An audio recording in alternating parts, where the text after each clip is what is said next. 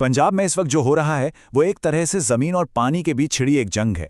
एक तरफ है कुदरत का कहर जो सब कुछ अपने में डुबो देना चाहता है, और दूसरी तरफ है इंसान का वो जज्बा जो हर हाल में टिके रहना चाहता है। तो ये कहानी सिर्फ बाढ़ की नहीं है, ये उस त्रासदी और उम्मीद की है जो एक साथ चल रही हैं।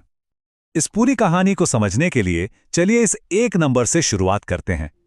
1000%। जी हां, ये कोई गलती नहीं है। पंजाब में हाल ही में 3 अलग-अलग मौकों पर सामान्य से 1000% ज्यादा बारिश हुई। ये आंकड़ा अपने आप में बता रहा है कि ये कोई मामूली मानसून नहीं, बल्कि एक जल प्रलय है। और हर तबाही की, जैसा हम जानते हैं, एक इंसानी कीमत होती है। पंजाब के लिए वो कीमत है ये नंबर 29। सरकारी आंकड़ों के हिसाब से 29 लोगों की जान जा चुकी है। लेकिन देखिए, ये सिर्फ एक नंबर नहीं है। हर एक गिनती के पीछे एक परिवार है, एक कहानी है जो अधूरी रह गई। तो सवाल यह है कि ये तबाही जमीन पर असल में दिख कैसी रही है, इसका स्केल कितना बड़ा है। आइए पंजाब के इस जल प्रलय की असली तस्वीर को थोड़ा और करीब से देखते हैं। ये बाढ़ कोई 1 या 2 गांव तक ही नहीं है। पंजाब के 10 से भी ज्यादा जिले पानी में डूबे हुए हैं। सोचिए, जो नदियां और नहरें कभी जिंदगी का स्रोत थीं, आज वही अपने किनारे तोड़कर सब कुछ निगल रही हैं। और जब पानी इस तरह बेकाबू होता है तो वो सिर्फ घरों और खेतों तक नहीं रुकता, वो जिंदगी के हर एक पहलू में घुसकर उसे ठप कर देता है। चलिए देखते हैं कैसे। जरा सोच कर देखिए कि शहर की सारी नसें यानी सड़कें ही काट दी जाएं।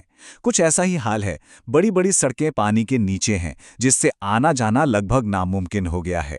गांव के गांव एक दूसरे से कट चुके हैं और अनगिनत लोगों की रोज की जिंदगी जैसे थम सी गई है।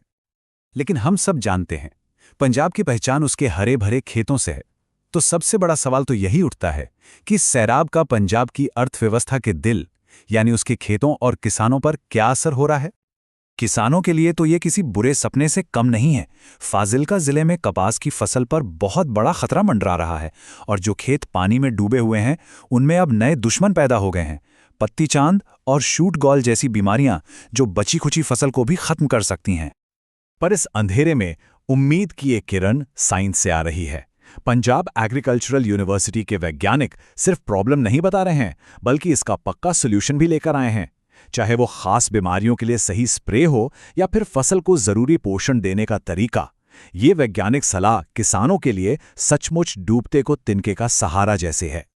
पर यह कहानी सिर्फ तबाही और नुकसान की नहीं है, ये इंसानियत और मुश्किलों से लड़ने के जज्बे की भी है। तो अब कहानी के उस पहलू पर चलते हैं जहां मदद और उम्मीद की एक नई लहर उठ रही है। और कहते हैं ना, मुश्किल वक्त में हीरो हमेशा सामने आते हैं। पंजाबी सुपरस्टार दिलजीत दोसांझ ने कमाल की मिसाल पेश की है। उन्होंने गुरदासपुर और अमृतसर के 10 गांवों को गोद ले लिया है और वहां राहत पहुंचाने की पूरी जिम्मेदारी अपने ऊपर ली है। और दिलजीत अकेले नहीं है, पूरा का पूरा पंजाब एक दूसरे का हाथ थामे खड़ा है। खाने पीने के सामान से लेकर दवाइयों तक हर तरह की मदद की एक लहर चल पड़ी है।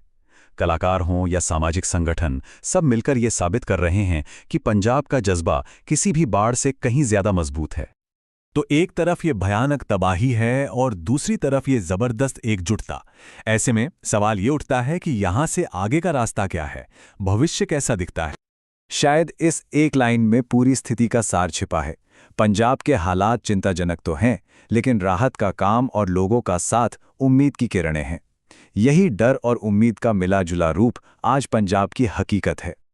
तो इस इतनी बड़ी चुनौती के बीच उम्मीद की सबसे मजबूत वजह क्या है? क्या ये सरकारी मदद है, वैज्ञानिक सलाह है, या फिर कुछ और? जवाब शायद बहुत सीधा सा है, लेकिन उतना ही पावरफुल। असली उम्मीद लोगों में है, उनकी एकजुटता में है। क्योंकि जब लोग एक साथ खड़े हो जाते हैं तो वो किसी भी तूफान से ज्यादा ताकतवर बन जाते हैं। और यही एकजुटता पंजाब का सबसे बड़ा बचाव है।